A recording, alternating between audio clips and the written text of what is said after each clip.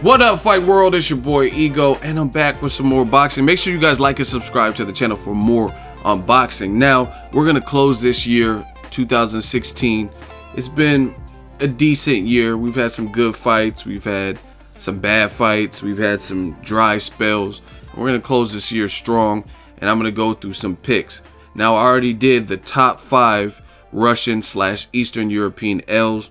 That demographic was being praised a lot, saying that the Russian Eastern European fighters are taking over all of boxing, and there have been some L's from fighters from Ukraine, Russia, etc.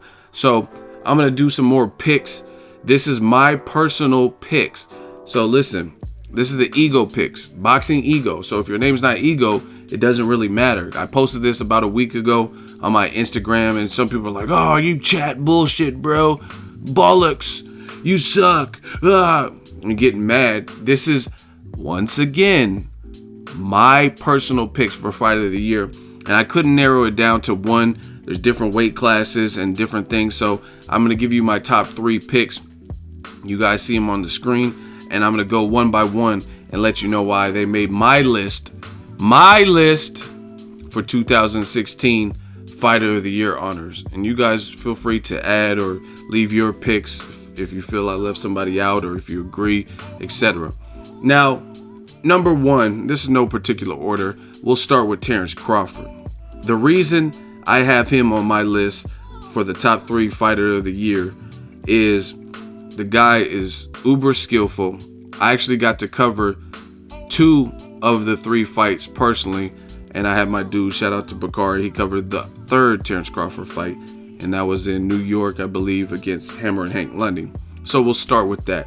So Hammer and Hank Lundy is a guy, he has some losses, but the way Terence Crawford took him out, it was something impressive. You know what I mean? We have to keep in mind, Terence Crawford, he moved up to 140, and the Hank Lundy was probably maybe his 3rd fight in the division, and there was some bad blood. Before the fight, Terence Crawford, he pushed Hank Lundy. The video went viral, everyone was talking about it. The guys didn't like each other, at least building up and leading up to the fight, did not like each other. And Terence Crawford went out there, and I think the first round was probably the only one you might be able to give to Lundy, and that was about the only competitive round. And then from that point on, he took a normally game guy like Hank Lundy and dispatched of him, and he got the stoppage in that particular fight. Now, some people are like, "Oh, it's just Hank Lundy," but if you know boxing, look at Hank Lundy. He had competitive fights with John Molina, right? Victor Postal, and Postal won a decision over him, and that was a much tighter fight, and we know how good Postal is and where he's ranked in the division and whatnot. Hank Lundy, Thomas Delorme, that was a fight where he was losing the first half. I think he even got knocked down, and then Barry Hunter was in his ear, and he got something out of him because Lundy turned it up. And the second half was very competitive, and some people even contest Thomas Delorme winning that. Thomas Delorme is currently sparring with Mayweather recently. You know what I'm saying? So he's a big dude. He was a guy who fought at welterweight. He did get stopped by Abregu, but nonetheless, I think Hank Lundy is game. You know what I mean? Not enough people give credit to fighters. If you have like more than 2 losses, then they just think you're a pushover, and I don't think that's the case, because again, all of Hank Lundy's fights should have looked like Crawford if that was the case. I just think Crawford is special. So that's one. But more importantly, he fought the other person in the division, the number 1 and 2 guys, and that was Victor Postal. They were both champions. Postal was coming off of a sensational performance where he was the first person out of Zab Judah, Devin Alexander, John Molina, Danny Garcia to stop Lucas the Machine Matisse, right? And on paper, this was a 50-50 fight. Nobody was saying that, oh, this is easy work. They were talking on HBO about how Victor Postal had the best jab in the business, and his connect percentage with his jab was 60% or whatever it was. Then they were talking about the height disparity. Terence Crawford finally fighting someone bigger than himself, taller than himself, longer reach. And Terence Crawford, I covered that fight live, extremely close to the ring. he made it look like easy work. And not only did he beat Postal, he beat him without any kind of controversy. And in my opinion, he dogged Postal, right? Knocked him down twice. And you guys could say whatever you want. This is my personal... See, I'm at the fights. I'm covering the fights. It's not just like I just watch fights on TV. I've been doing this. This is what I've been doing. And the reason I'm saying that, some people, oh, who cares if you cover the fight? Watching fights live is sometimes different, because to watch a fight live, you're in the press row. They don't have headsets, so you know what HBO is saying. So it actually forces you to know your shit a little bit more. I'm not saying everyone at press row knows their shit, but what I'm saying is it forces you, without any influence, to view the fight that's in front of you, right?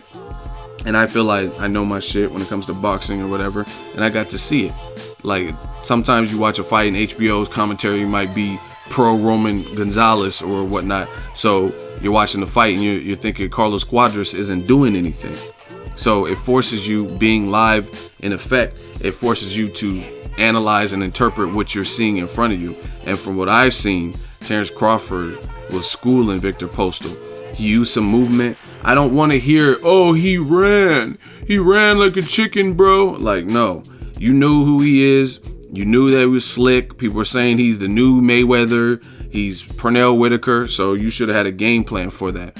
And Postal, post-fight, he tried to make some excuses at the press conference saying, oh, he ran and I thought he wanted to make a fight. No, you're the taller guy. You had this sensational jab. You were a champion. You don't let your go like that. You don't let your belt go like that. So there is no excuses. You know what you're up against. You know who you're preparing for, and you know he's skillful. So at the end of the day, fair is fair. But that, out of all Crawford's performances this year, was very impressive, because he took another technical boxer bigger than him, who most people thought was 50-50. I don't agree with it being on pay-per-view, but it was still a meaningful fight for the division. And to the point where, after you've seen what he did to Postal, it's like, who can he even fight? There's only one fight that maybe even rings bells right now where people would think it's competitive, and that's maybe like an Adrian Broner. But it kind of put him in a hard place, because it was such a brilliant performance. It's just like, damn, who could beat this dude at 140? You know what I mean? And some people are like, he needs to move up to welterweight. That's a testament to fighters being good. Fighters being good, they don't want you to... I never seen somebody who's getting slept in the lower division and everyone's telling them to move up. Why would you? You know what I'm saying? If you're getting slept at 140, who's going to tell you to move up to fight killers at 147? It doesn't work like that. So we know what time it is. We know how good Crawford is, and that Postal performance really impressed me, because, again, it was unification.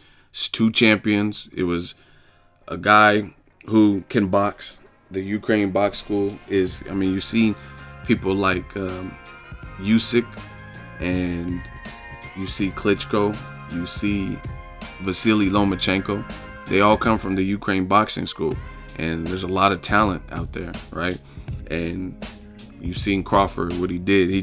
He left nothing to the imagination. And to me, this is my personal opinion from being front row and watching the fight. I honestly think, and I'm not making excuses or anything, I truly believe if Victor Postal did what he needed to do to get back in the fight, it would have gave him maybe a fighting chance. But I personally think he would have got stopped, because every time Crawford really connected, he was hurt and buckled. There was a point in the fight, Victor Postal literally turned his back and started kind of running to evade the onslaught. You know what I mean? So to me, it got to a point that Postal absolutely needed a knockout to win the fight. Otherwise, he wasn't going to win the fight. And I think if he opened up, because Crawford was already dictating, if he opened up a bit more, then he probably would have got stopped, or at least more knockdowns. That's honestly what I feel. So for that performance, mainly I got to put Terence Crawford on this. Very skilled. He has a lot of tools in his toolkit. And then the other fight, you guys know I was in Omaha, covered the John Molina Jr. fight. And Molina, you got to keep it real. Molina, he didn't look great versus Broner, but most people, even the Broner fight, Broner beat him convincingly and everything, but he always showed heart, and And no matter what his performances looked like, he was always trying. And the way Crawford handled him was, it's kind of scary because, again, just like Hank Lundy, you put these guys in with other competition, the fights, whether he lost or won, are still competitive. You know what I mean? There's a couple of shots where he landed on Broner. It's just Broner, his athleticism and speed took over. Plus, I think John Molina had a stupid game plan when he fought Broner. He was trying to outbox him for some reason. You might be able to do that to Ruslan Provodnikov, which he did. That's because Ruslan has no defense and he's slower than Broner, not as athletic and stuff like that. So you might be able to outbox certain people like that, but you're not going to outbox a Terence Crawford, a Mickey Bay, or Adrian Broner, guys who are athletic. So I don't think his game plan, some people might feel different, but when he fought Crawford, I thought he had the best game plan that he could. We knew that John Molina was not more technically sound and gifted than Terence Crawford. So what he was trying to do, from my view, was he was going in there and trying to catch Crawford with something big. And he actually succeeded in the first round. Crawford was on the ropes, maybe got a little bit lazy, fell asleep behind the wheel, and he got caught with the big shot. But the impressive thing about fighters like Terence Crawford is once you hit him with something big like that, they take it away, they neutralize it. Like, okay, I felt some power there, okay.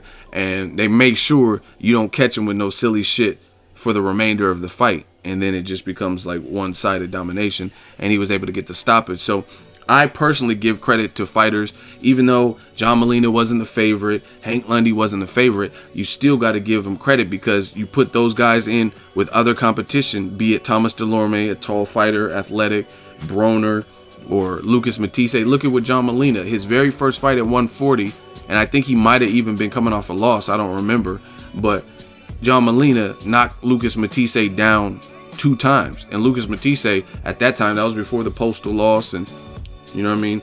That was, I think, after the Danny Garcia fight. And John Molina was at least competitive before being stopped. This was not even competitive. This was a full-scale blowout where Crawford was pumping that jab early and often, and he's showing so much separation. That's what I like to see from fighters. If you're in a fight that's perceived as a mismatch or a fight that's like, oh, this guy is not the favorite, you show that separation, and not all fighters do that. When I watched Francisco Vargas versus Orlando Salido, it was a lot of punches thrown, but neither guy showed separation. Neither one said, hey, I'm levels above you, and at any point pulled away.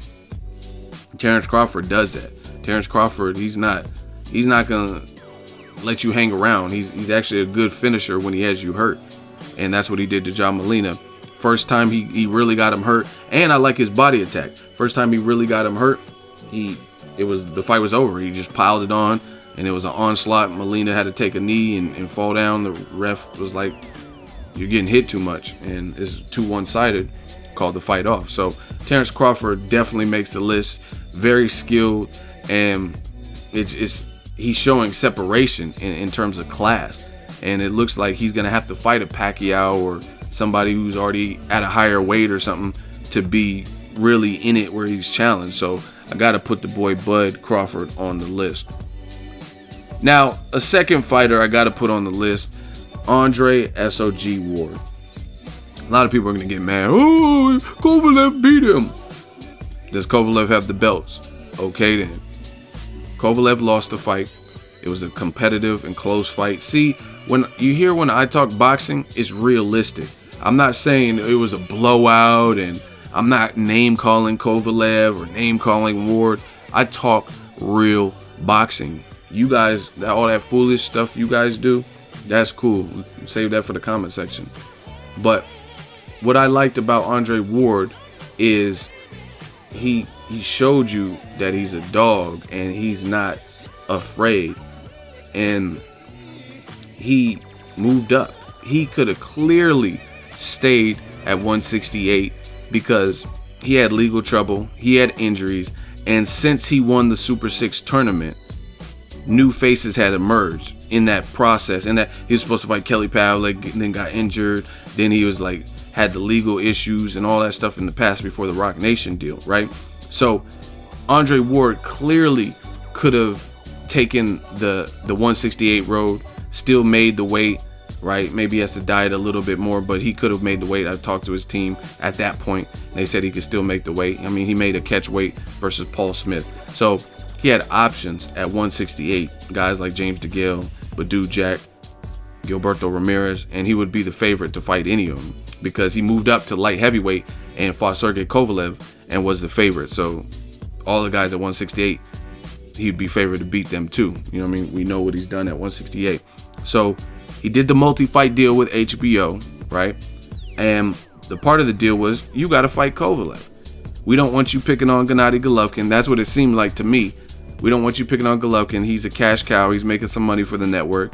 So head in the other direction and fight this killer and see how you do. And everything is kind of stacked against Andre Ward. Kovalev is the guy that's perceived as the bully. He's the bigger puncher.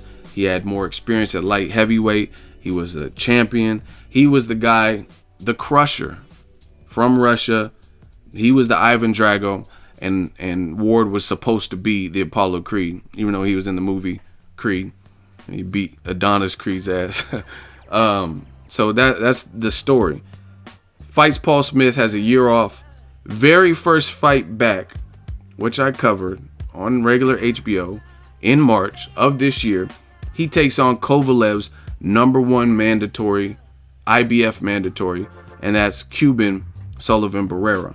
If you know anything about the top level Cuban fighters, they're well schooled. Just even the guys that are more punchers and stuff like that, they do little things that are different than people from other regions, right? Like even like, let's say Mike Perez or Gamboa, some guys that are maybe even more offensive minded than some of the other Cubans like Edislandi Lara. Even the punchers know basics. It's just, I don't know, it's just whatever they teach out there. And so Sullivan Barrera, he was undefeated. He knocked out a guy that Bernard Hopkins had recently fought and wasn't able to knock out or even knock down. So the guy was tough. Barrera knocks him out in like 5 rounds. That was Cairo Murat. And he moves on to fight Andre Ward. I was at the fight. I was at the media week. Sullivan Barrera is a big dude. He looks legit like a 6'2". And he's diesel. He's in shape. Pause. And Andre Ward, he's the little guy coming up. He's the guy who, you know what I mean? If you look at him, he's in shape and stuff. But the Sullivan Barrera looks more equipped at the weight. And we later seen Sullivan Barrera, how good he can be, because he just beat Golden Boy undefeated prospect Vyacheslav Shabransky. And Shabransky was getting a lot of praise. Some people were saying, oh, Shabransky can beat Andre Ward right now. You seen what he did to Alexander Brand. He knocked Brand down in sparring with headgear. And Ward couldn't even knock Brand down. Yeah. And Shabransky went in there and got smoked out by Sullivan Barrera, knocked down 3 times. He knocked down Barrera once, but who cares? Because at the end of the day, you still got stopped. Barrera didn't. Barrera has 1 loss. Now you have 1 loss. So Sullivan Barrera, I think he's a quality fighter. A lot of people they hate Ward, so they tried their best to downplay Sullivan Barrera. Even though he was Kovalev's mandatory, so he obviously worked his way through the ranks. And this is what's fake about boxing fans, is because when, let's say, Deontay Wilder fights someone at the back of the top 15, like the Andres Waworski or whatever guy's name is, they say, oh, why didn't he fight someone who's higher ranked? Yet, when Andre Ward fights the #1 ranked guy for Kovalev, a champion, in the IBF sanctioning body, then they still try to downplay him because they don't like Ward for whatever reason. So they try to downplay a guy who earned his ranking. But in other situations, ranking is so important. But then when there's a guy who's ranked, if you don't like the guy he's opposite, you'll find a way to try to demean him or make him look like a lesser fighter, just in case Ward wins like he always wins and keeps continuing to win. Now you can save face and be like, oh, that guy was never that good. He wasn't that good of a fighter. That's why Ward beat him. And it doesn't work like that. Barrera worked his way up, became the #1 mandatory. When Golovkin fights his mandatory, like Dominic Wade, a guy who nobody had even seen or heard of, right?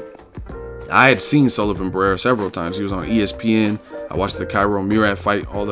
I had heard about him. I had been checking for him. No one was really checking for Dominic Wade coming off of a decision. I think it might have been a split decision versus like a 40-something-year-old Sam Solomon who lost to Jermaine Taylor, who has a bum knee. He's 40+ years old, and he has like double-digit losses, 11 or 12 losses, and that's who Dominique Wade had just beat to get the mandatory shot for Golovkin, and people didn't have a problem with Golovkin facing that mandatory. So why is it a problem when a guy who's moving up to the full light heavyweight takes on Kovalev's mandatory and then schools him and beats him off of a year-plus layoff and knocks him down? The bigger guy gets knocked down, and then the bigger guy goes on to have a layoff himself, Sullivan Barrera, and then knock out and knock down 3 times a Golden Boy prospect. Y'all got to bow down and give credit where credit's due. Then Andre Ward turns back around after the Barrera knockdown and win, right, in his hometown. He has another hometown fight. It's his final fight before Kovalev, and he's fighting Alexander Brand, a guy with a little bit experience at light heavyweight. I interviewed Brand. Brand said he fought at 175 before, but predominantly his career has been held at 168, and his sole loss was to Badou Jack, who is now a champion. He's awkward, and I believe he's from Colombia. People said, oh, why is he fighting this? And why is he fighting Brand? They reached out to other people who didn't want that action, and Brand was the person selected. The reason I give credit is because at the end of the day, guys like that are wily and wild and stuff like that, you got to give credit. I'm not saying Brand is a world beater. We haven't really seen him even come back, and he lost to Badou Jack. However, he has nothing to lose. Andre Ward is the technician, and he's the guy expected to beat you, Olympian and all that. He has nothing to lose. So you got to respect boxing. Look at guys like Bernard Hopkins, never been stopped, just got stopped by Joe Smith Jr., a guy who a year ago no one had even heard of. Same thing with Andres Fonfara. So you guys got to respect boxing. Just because you haven't heard of Andres Waworski or Alexander Brand and they're not Canelo-sized stars, that don't mean they're not coming to scrap. And Brand, it was just a different level of skill in there, but he was wild, he was sloppy, and you got to watch out for guys like that. If you know anything about the fight game, you got to watch out. Guys like the Maidana and Wild and stuff, you've seen what Maidana did to Broner because he's wild, awkward, and unorthodox. You know what I mean? Broner, when he fought a more straight up and down type of puncher like John Molina, he chopped him up, but he didn't chop up Maidana because he's just wild and improved his jab, and he's unorthodox. So you got to always watch out for that. So again, I'm not making this out to be anything bigger than what it is. He fought Brand, couldn't get other fights. He fought Brand, and you have to also shows you a level of confidence in Team Ward and Ward himself, because you're fighting a guy who in no way, shape, or form is as good as Sergey Kovalev. Nobody would say Alexander Brand is anywhere near the same realm of Kovalev. And that's all the preparation you need to fight Kovalev. And people said Ward's going to pull out with a knee injury. He's going to have another lawsuit. He's going to pull out with injury. He's going to fake this. He's going to fail a drug test. He's going to do this just to get out of the Kovalev fight. And none of that happened. That's why it's funny to me. People get mad. Oh, you suck, ego. Why do you think my channel continues to grow? Because I'm not talking that dumb shit. You know what I mean? A lot of you guys talk stupidity, new media.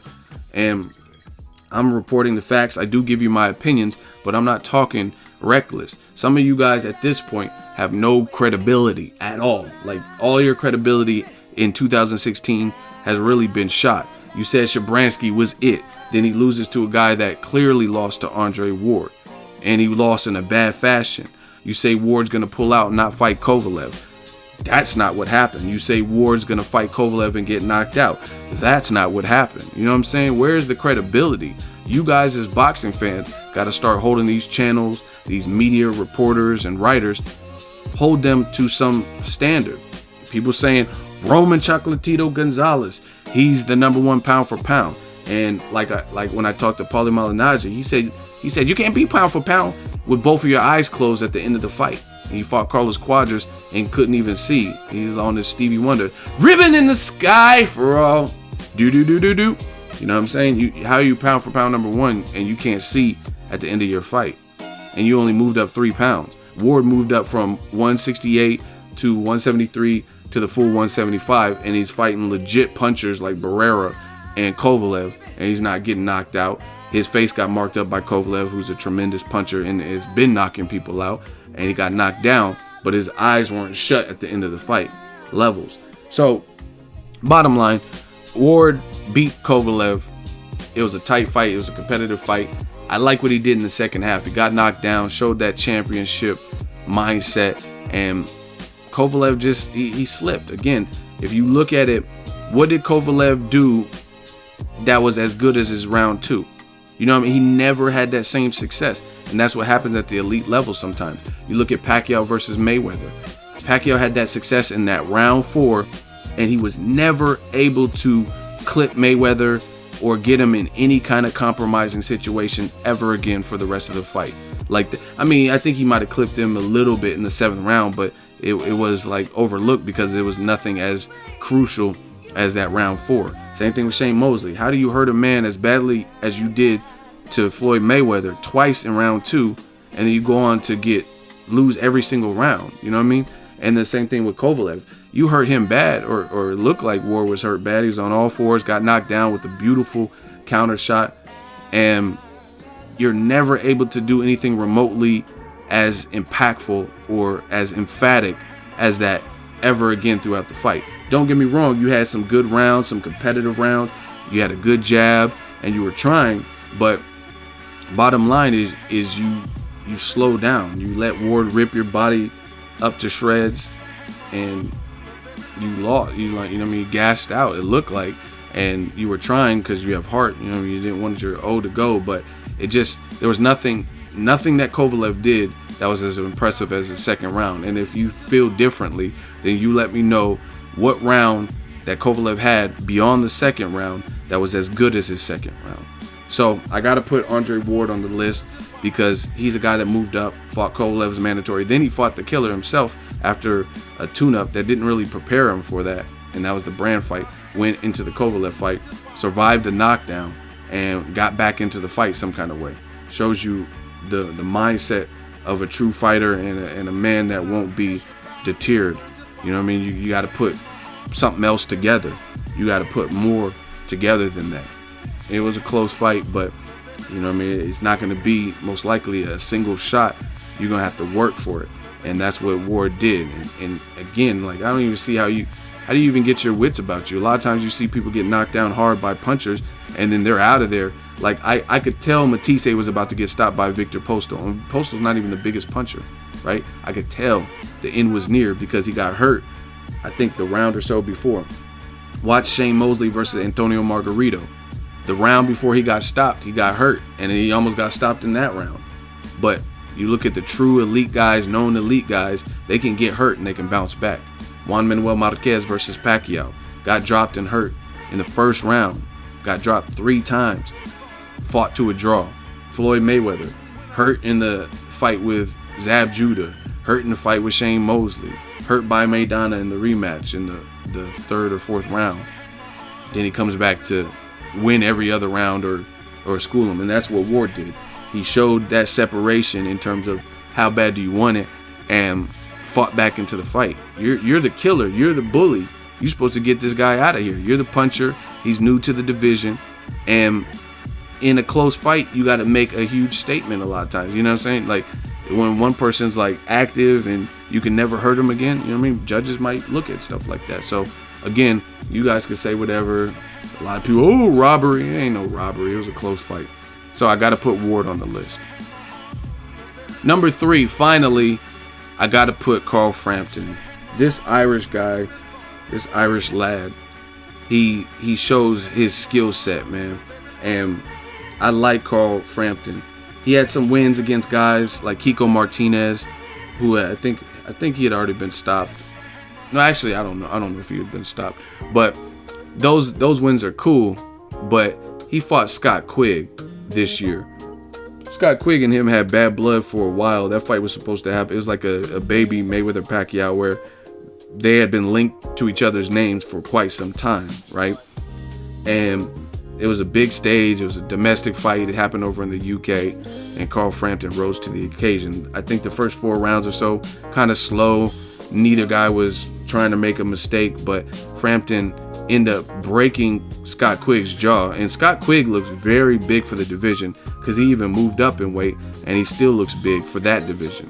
So Scott Quigg's a big dude, and Frampton broke his jaw. Just a good level of slickness, combination punching, ring IQ, and that was a grudge match type of domestic affair, and Carl Frampton came out on top. So I was impressed with that. Now, some people on Instagram, when I posted, oh, you can't put Frampton, he ducked Rigondeaux. We all know he ducked Rigondeaux. That was his mandatory. But you still got to judge off of what the fighters did do, what they actually did accomplish. And the Quigg fight, an undefeated guy who had just knocked out Kiko Martinez, who's big for the division, who you have bad blood with or domestic rivalry. I mean, you got to give him credit for that, Rigondeaux or not, right? Rigondeaux doesn't have nothing to do with that performance. And then beyond that, he moves up in weight, just like Andre Ward, just like Terence Crawford did a couple fights ago. And do you notice a pattern? You notice all these good fighters move up in weight at some point. No one tells them to. They're like, man, on to the next. And they go to a new division, right? So Carl Frampton moved up in weight and fought an undefeated volume puncher who's taller than him and has an aggressive style. Leo Santa Cruz is a good body puncher, and he throws a lot of punches. I've seen some stats about Leo Santa Cruz, and the dude gets busy with the amount of punches per round. I think he has maybe the highest in the division. So moving up, that's a difficult fight. First fight there, difficult style. It's always harder to take undefeated fighters. Oh, we all know that. Leo Santa Cruz was that. He also has stopped Kiko Martinez, a mutual opponent that they have. Frampton had the height deficit, probably the reach deficit off the top of my head, and he went in there, buckled Leo Santa Cruz in round 1 or 2, and went on to beat him in the Fight of the Year nominee. And I thought it was a good performance, very good performance by Carl Frampton, and it was so good of a fight that they're doing a rematch in January. So I gotta put Carl Frampton. I like his level of slickness. He doesn't necessarily fight like the standard European fighters. Now, I'm not trying to segregate or stereotype a certain demographic, but he shows he has different movements, and he has a certain level of rhythmic movements that not all Eastern European or European fighters. So to me, guys like Vasyl Lomachenko and Carl Frampton, they stand out from based on where they're from, Europe or Eastern Europe, and it stands out because they're providing something different. And I'm sure if you talk to Carl Frampton, ask him who his favorite fighters are, they're going to be fighters that are rhythmic, and like the Sugar Ray Leonards and the Roy Jones Jr. And you could tell because guys like that, like the Lomachenkos and Frampton, I think they're students of the game, and they try to study up, and they have looked to certain people, the Mayweathers and whoever else that they look to, and then they perfect their style, put their own little spice to it, and it is what it is. But I really like Carl Frampton. I think he didn't take no tune-up. He went straight after the gusto, felt confident. He showed that he could take a punch, and he could take a lot of punches. And I thought some people dispute if he really beat Leo Santa Cruz. To me, it wasn't a dispute. I thought he clearly won the fight. It was competitive, just like Ward and Kovalev. And I thought he did enough to win just because he had efficient punches. You notice a pattern.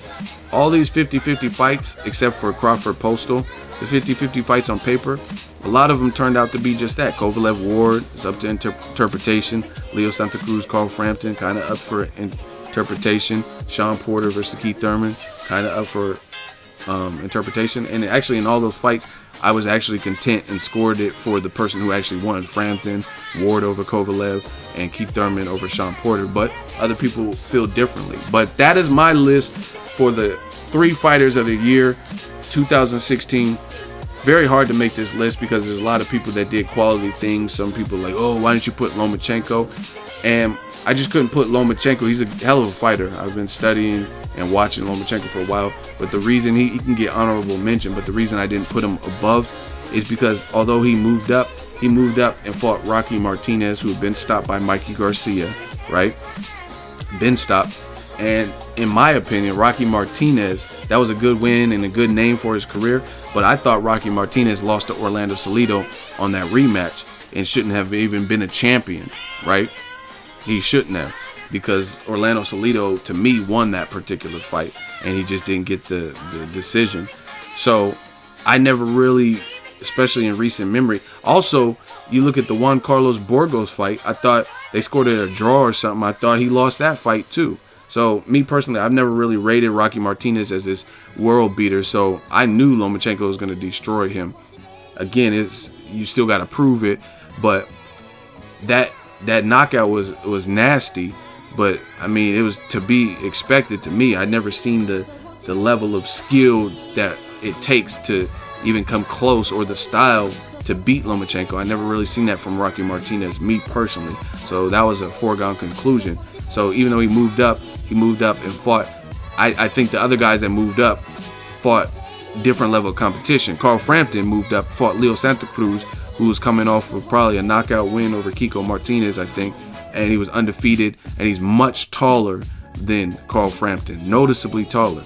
Ward moved up and fought Sullivan Barrera, an undefeated Cuban puncher, and then his third fight for this year, which he's supposed to be inactive, Ward, his third fight for the year was against a champion and a hell of a boxer and a puncher in Sergey Kovalev, who's been knocking out everybody else. Ismail Salak, Mohammadi, Jean Pascal twice in Pascal's backyard, Nathan Cleverly in Nathan Cleverly's backyard, right? These guys aren't, Isaac Chilemba got knocked down and he didn't look as great, but still, Kovalev's a beast. And to me, when you look at it, Lomachenko, his level of opposition was a little bit different. Like I said, Rocky Martinez, you moved up and became a champion, but I wouldn't put Rocky Martinez in the same echelon of champions as Sergey Kovalev. I don't really remember a fight where I thought Kovalev, other than the Ward fight, I don't remember fights where he won where I really didn't think he won. Even the Chilemba fight, I thought he won the fight. It just didn't look as great as he normally does, right? But I can't say the same for Rocky Martinez. And that's just the kind of how it is. Same with Leo Santa Cruz. I don't really remember a fight where I felt like he shouldn't have won. Even the Abnormatis fight, I don't remember that. So, and then the other person Lomachenko fought was Nicholas Walters, and that's a good name on your resume, but you got to look at the circumstance, and I think that does matter. People don't like to cop to the truth, but Walters was on a long layoff. He picked up pounds, and we didn't know how he was going to look. He was coming off a draw, so I can't put him above these three guys, because when I look at Crawford, he didn't fight Victor Postal off of no year layoff coming off of a draw. He fought Victor Postal coming off of his best win of his career, stopping a guy who's tough, power puncher, who had never been stopped before, even by the likes of Danny Garcia, Zab Judah, and he took him to school. You know what I mean? Lomachenko fought Nicholas Walters off a draw on the long layoff, where I even did ego Weight Watchers. Walters had gained a lot of weight in that downtime. So you guys can choose not to interpret that or add that to the equation. And I'm not taking away from Lomachenko's skill set, because not everybody would have been able to go in there with Nicholas Walters and do what Lomachenko did. I'm not saying that. But when you're a fighter like Lomachenko, who is a quality fighter and a gold medalist and Olympian, you have to be in the best final form, in your peak form. You can't be half-assed or a half-assed training camp. So that's my point. Everyone else on this list, they fought their toughest fight for this year, and they fought the person under the best possible conditions. You know what I mean? You could say, oh, Kovalev didn't look good versus Chilemba, but he still had a knockdown and he still won. He just didn't look like premier Kovalev. But you look at his other fights, like I said, knocked out Pascal twice, Mohammadi, Ismail Salak, Cedric Agnew, Blake Caparello, who knocked down Andre Durrell after that. You know what I mean? Kovalev was a champion too. He was the man. Walters wasn't a champion when Lomachenko fought him. So Lomachenko can get honorable mention, but that's my top three: Crawford, Ward, and Frampton, and I explain why. Let me know what you guys think. I got some more best of 2016 videos. Make sure you guys like and subscribe to the channel, and I'm looking forward to a real good year in 2017.